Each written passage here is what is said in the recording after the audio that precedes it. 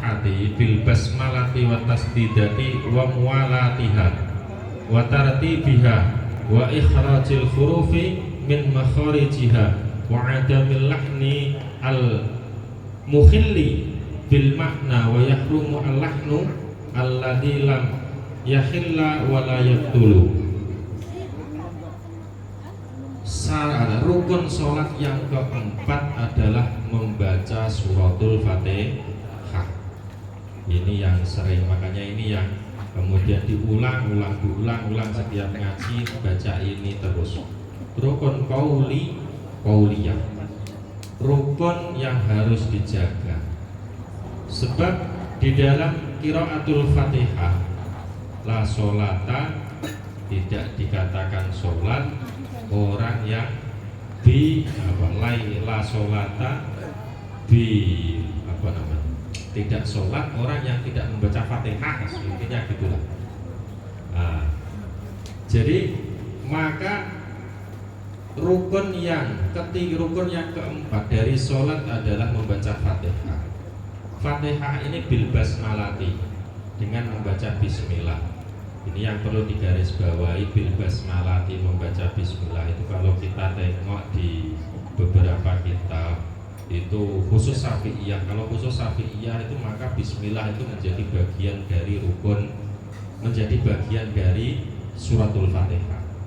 Sehingga kalau tidak membaca suratul Fatihah maka hukumnya gak sah. Tapi ada pendapat yang lain bahwa bismillah itu juga bukan bagian dari suratul Fatihah. Ketika dikatakan bahwa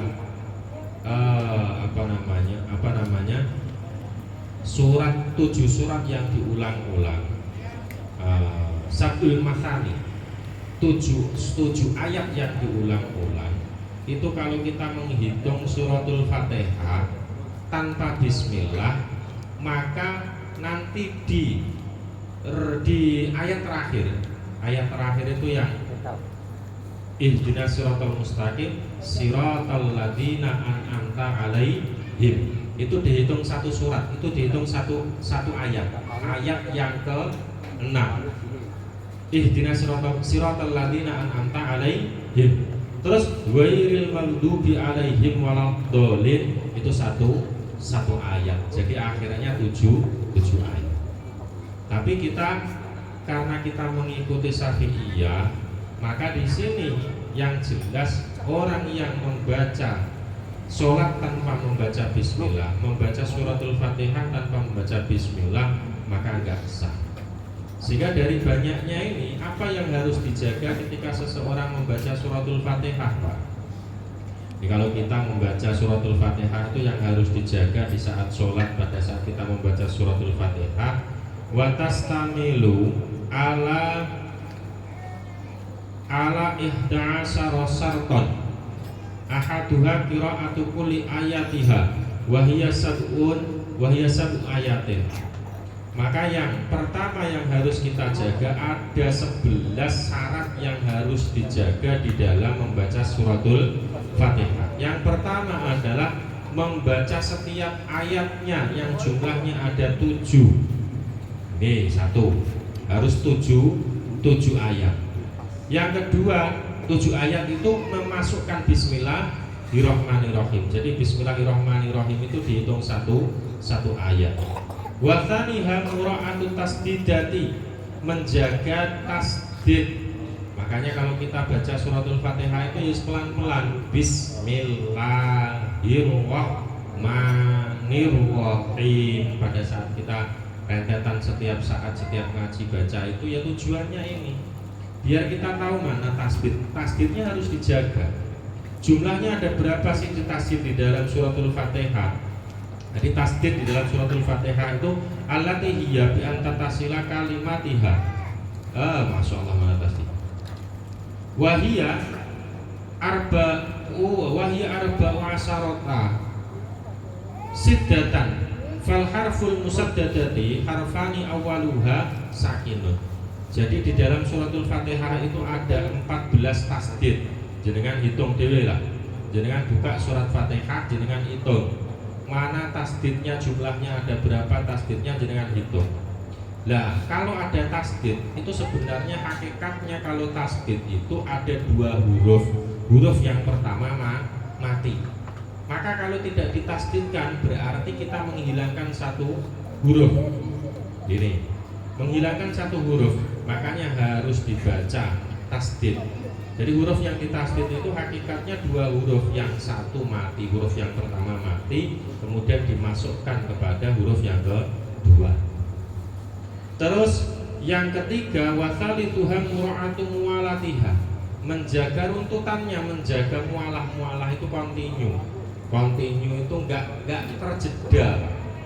Makanya kalau kita baca suratul Fatihah di dalam sholat itu enggak boleh terus kemudian antara ayat satu dengan ayat yang lainnya terputus, direnggang, ada jarak, itu enggak boleh. Jaraknya itu ya cukup dengan satu nafas. Jaraknya cukup dengan satu nafas. Bismillahirrahmanirrahim, alhamdulillahirabbil alamin, ar-rahmanirrahim. Enggak boleh bismillahirrahmanirrahim berhenti lama, alhamdulillahirabbil alamin berhenti lama, nafas bolak-balik. Nah, ini enggak boleh. Ini menghilangkan mualah. Yang harus dijaga mualah. Jadi berkesinambungan antara ayat satu dengan ayat yang lainnya itu harus nyambung. Nah, ini bi'anta tasila kalimatiha, artinya kalimat satu dengan kalimat yang lain itu nyambung, tidak boleh terputus.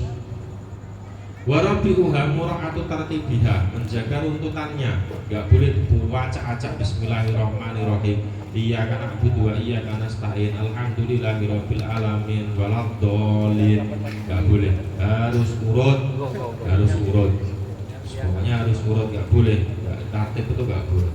Wa khamisuha mura'atu ikhrajil hurufi min makharijiha, menjaga makhrajnya, mengeluarkan huruf dari makhrajnya sesuai dengan makhrajnya. Makanya Pak D sudah biasa rondo kan, rondo makanya walau dolin, karena sudah berapa minggu, udah sebulan ya, ada sebulan Pak D.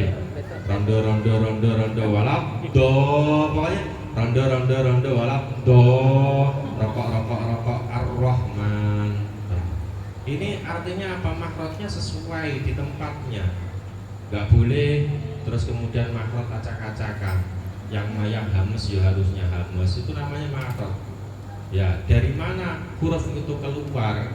Ya dari situlah huruf itu harus dikeluarkan. To ya to, sirotol ladzi.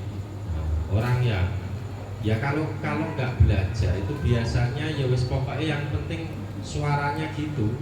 Ya pokoknya to, dadidu, dadidu, to, ron, walan do, terus ar-rahman. Nah, ini salah satu bentuk cara kita. Nah, kalau masih belum bisa, namanya belum bisa, artinya kan berarti belajar. Tapi kalau nggak belajar wes. Akhirnya pokoknya diulang-ulang itu tujuannya membiasakan. Mana makhrajnya nggak tepat ya diulangi di situ.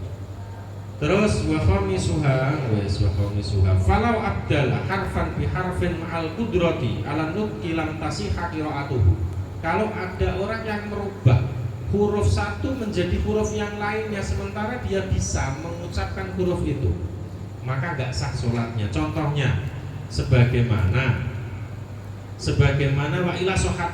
Kalau memang nggak mampu ya memang sah. Kalau nggak bisa berarti sah. Tapi kalau bisa kok nggak dipisahkan maka nggak sah. Walau kola, sebagaimana ketika orang mengatakan siratal ladzina, ladzina kok diganti siratal ladzina, dal diganti dal, ini nggak sah sholat. Siratal ladzina kok diganti siratal ladzina. Berapa sebanyak ini yang kayak gitu? Atau dal jadi lazia, Orang kota kan biasanya dal itu jadi ya kan lazina. Jadi apa? Jadi Z lah, jadi Z lazi kemuayu lazi kayak artis lazi siratal lazina. Nah ini enggak boleh. Kalau ma'al kudrati, tapi kalau dia memang bisa. Tapi kalau nggak bisa, ya wes. Jadi jenengan nggak usah berkecil hati, oh, saya nggak bisa. Ya, kalau memang belum bisa, ya nggak apa-apa. Kalau belajar makhraj itu usahakan dia dimatikan, ar mati. Jim juga gitu. Jim itu makhrajnya bukan ji, itu bukan. Tapi ji, dia nggak ada desisnya, nggak ada hamesnya. Ji. Nah bunyi pada saat kita tahu dia pada saat makhrajnya kayak apa itu pada saat mati. Ajib, nggak ada ajib, itu enggak. Terus wain itu nggak ada seraknya. Wairil mal itu nggak ada. Tapi bersih. Wairil mal bukan mal, bukan seperti kho, bukan. Nah ini namanya kita belajar. Caranya bagaimana? Yuk dimatikan itu tadi. Kayak kalau dulu di ngaji itu kan kalau kita diajari di ngaji dulu ya caranya banyak dimatikan. Jajan jadi jajna minal mujni majijan jaja. Jadi jin itu dikeluarkan sampai ke ikhfa-ikhfa'nya, cara bunyinya seperti apa pada saat dia ikhfa itu ya dibunyikan seperti itu. Nah nanti ya kokon polikok minal mudni lah kayak gitu. Nah itu belajar. Nah kita yang arjen itu ya Fatihah itu. Yang arjen Fatihah sama tahiyat. Selebihnya yo memang sama, tapi nggak terus kita gunakan setiap saat.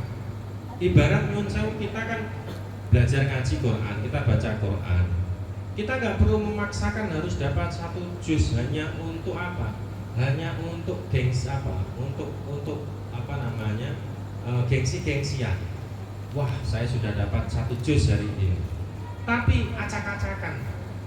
Makanya kan sering itu yang jadi cerita itu kan sahabat Abu Bakar itu nuntasin menyelesaikan baca baca surat Baqarah itu butuh waktu entah 5 tahun atau berapa.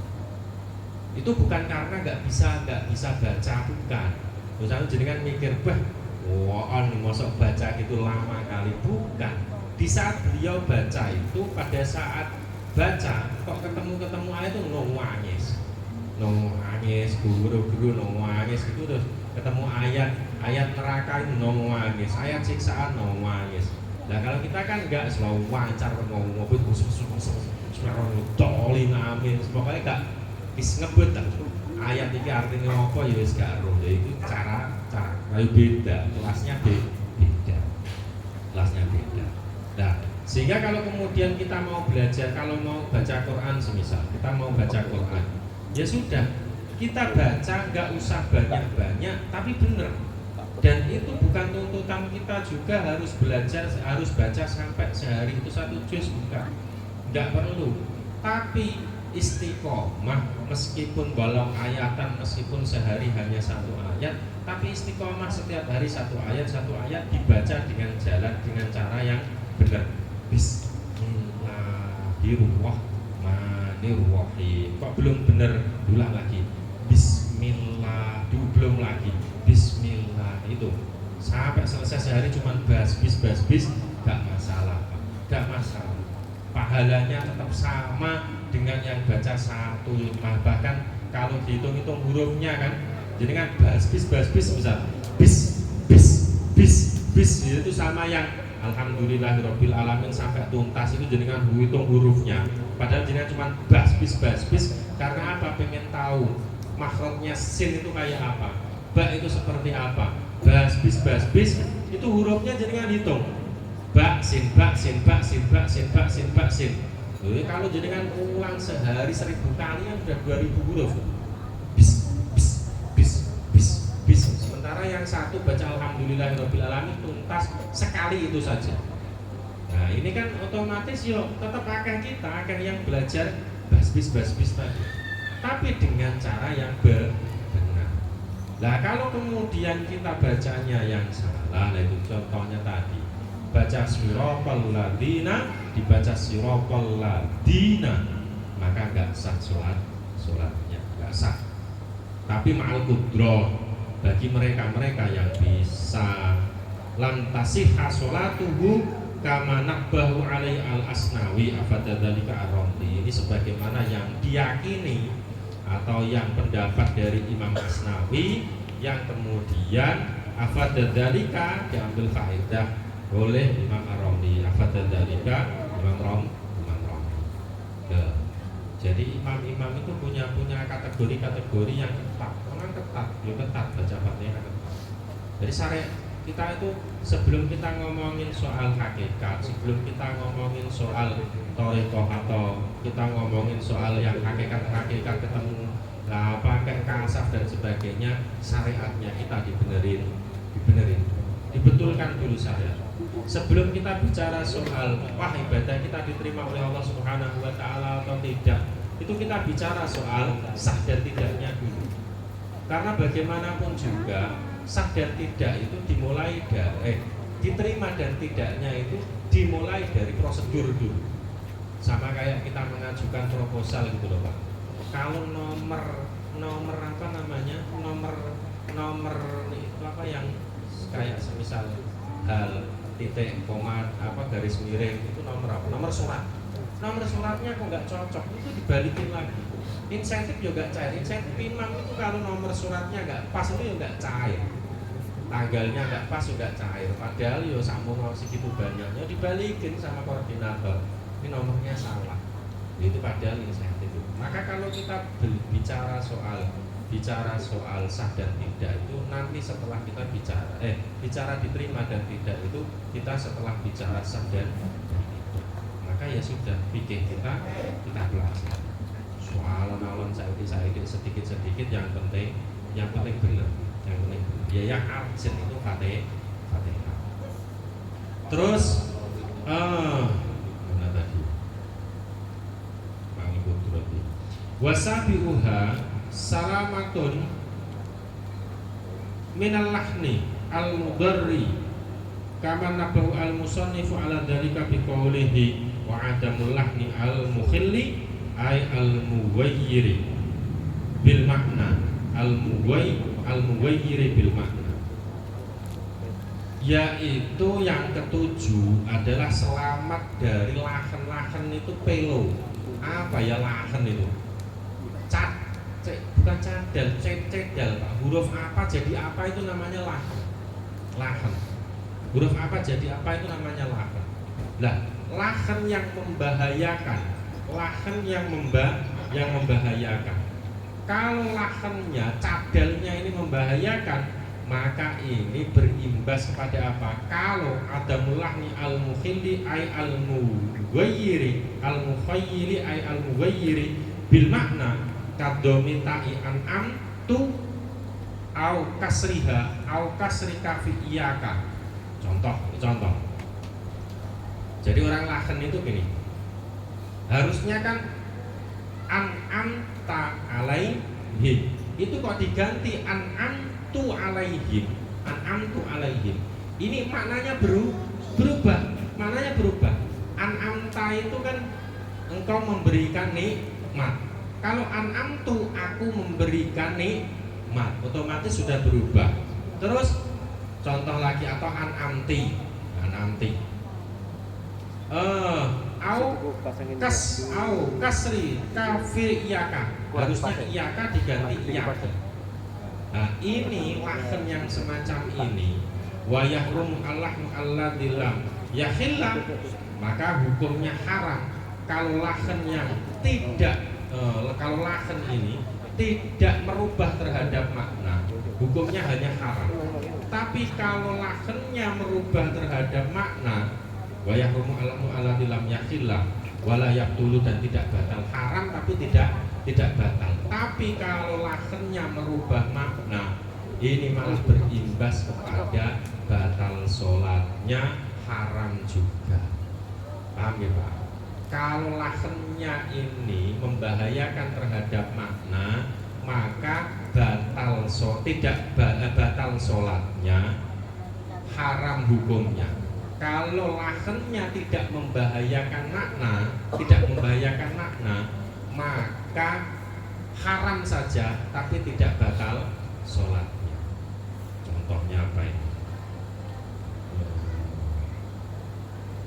Karof ihai alhamdulillahi wa fathu dali nakbudu. Nah, nakbudu diganti nakbuda. Iya karena Buddha. Ini haram tapi gak batal sholatnya. Terus alhamdulillahi diganti alhamdulillahu. Ini gak gak batal sholatnya tapi haram. Nah, ini.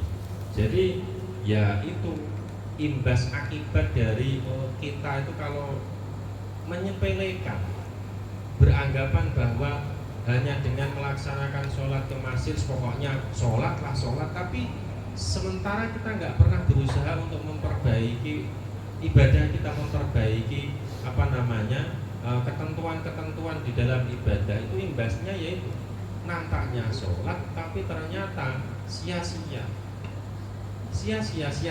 yaitu secara tinjauan fikih nggak sah. Kita akhirnya ujung-ujungnya siapa tahu diterima oleh Allah, Tapi kalau kita bicara prosedural, sebelum kita bicara diterima, maka ya harus sesuai dengan ketentuannya. Di mana-mana kalau orang nanti sholatnya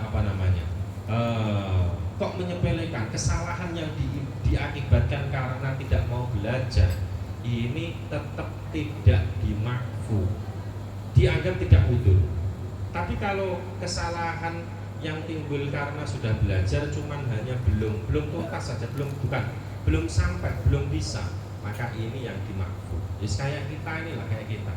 Terus kita ngaji, pokoknya setiap malam Jumat ngaji, ngulang iya karena berdua iya karena alhamdulillahirabbil alamin arrahmanir rahim, ngulang terus setiap at-tahiyatul mubarakatuh. Sudah setahun lebih kan?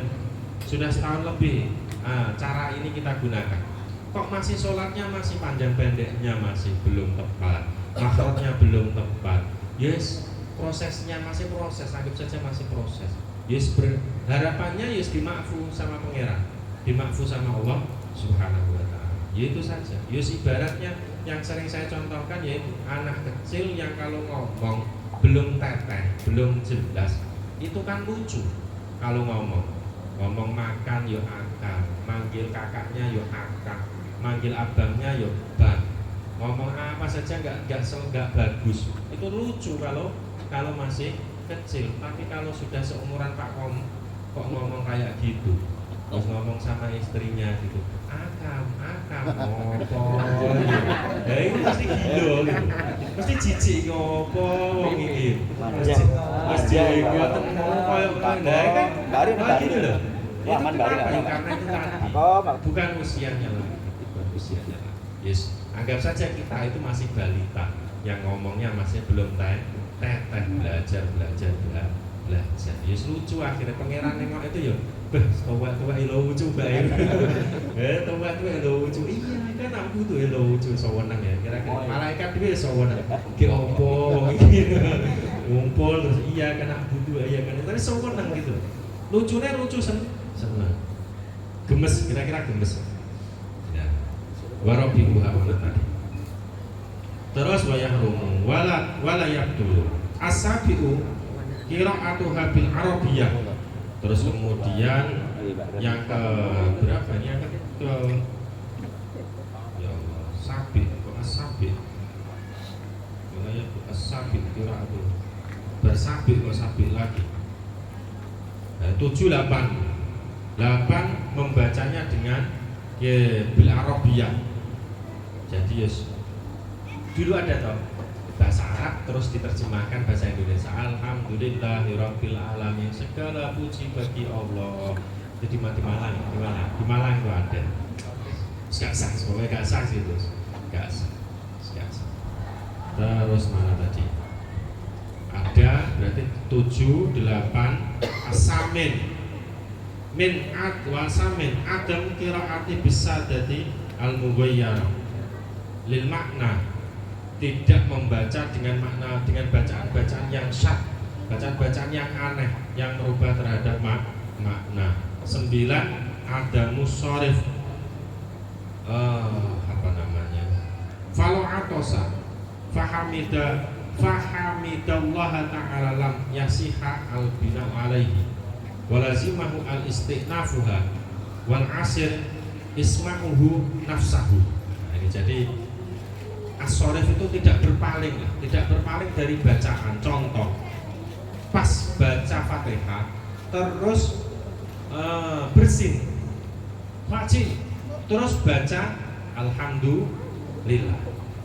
Jadi terus habis bersin terus baca alhamdulillah, maka lam yasihha al bina alaihi walazimahu al istighnafuha, maka ya wis diulang dari awal lagi, nggak boleh berpaling dari Fatihah itu.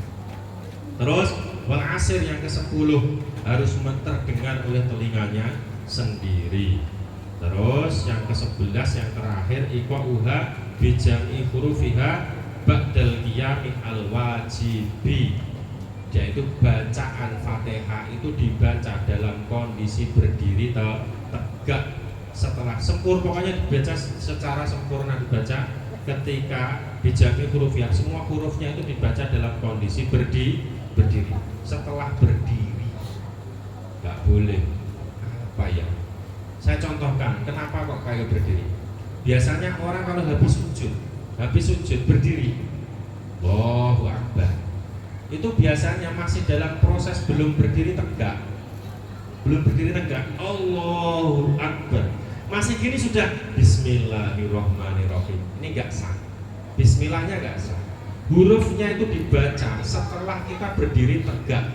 Setelah tegak ini baru Bismillahirrahmanirrahim. Jadi nggak boleh masih dalam proses jalan, proses berdiri belum tegak, masih kayak gini sudah Bismillahirrahmanirrahim. Ini artinya ada 1 huruf, 2 huruf, 3 huruf, atau bahkan 1 ayat yang dibaca masih dalam kondisi belum sempurna berdiri, itu nggak sah. Nah, ini 11 syarat yang harus dipenuhi di dalam membaca suratul Fatihah. Termasuk kalau sunnahnya adalah baca ta'awud. Jadi kalau sebelum baca Fatihah itu baca ta'awud. Kalau di mu'in itu baca ta'awud itu sunnahnya hanya di rakaat pertama. Di rakaat kedua, ketiga sudah nggak sunnah lagi. Meninggalkan baca ta'awud itu hukumnya makruh. Sebelum baca Fatihah ya a'udzubillahi minasyaitonirrajim, bismillahirrahmanirrahim di rakaat pertama. Tapi ada juga yang setiap rakaat baca ta'awud. Gak apa-apa, gak bikin batal sholatnya. Nah ini Pak, jadi satu rukun saja gitu, sholawatan. Jadi tanya-tanya nanti pada saat obrolan saja. Jadi ini rukun yang ke berapa ini? Rukun yang ketiga dari rukun sholat yang senantiasa kita baca setiap mau ngaji. Ya semoga Allah Subhanahu wa ta'ala tuntun lisan kita biar fasih baca Fatihah. Minallahumma amin. Sampean ya. Aku Pak maca